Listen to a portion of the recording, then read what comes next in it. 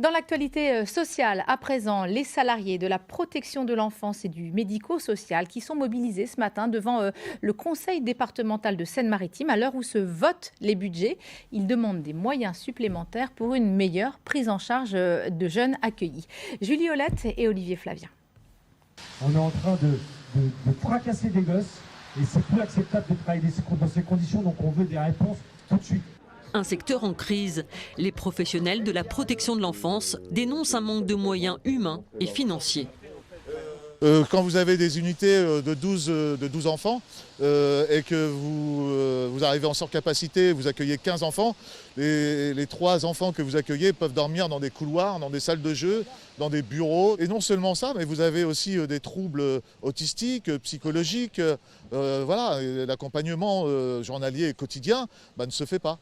Une situation que l'on retrouve dans de nombreux départements en France. Cependant, l'an dernier, la Seine-Maritime était désignée département pilote du gouvernement sur la protection de l'enfance. Des moyens supplémentaires ont été débloqués. Le budget de ce département n'a pas à rougir. Il a été en augmentation depuis 2018 de façon très importante avec 10 millions de budget supplémentaires et un plan d'urgence de 4 millions d'euros l'année dernière. On va continuer dans cette progression. La CGT dénonce également l'exclusion de certains métiers de la protection de l'enfance de la prime Ségur, une prime créée en 2020 pendant le Covid. Elle demande au département de la subventionner pour ceux qui en sont exclus. Une nouvelle mobilisation est prévue le 28 mars prochain lors du vote du budget du département.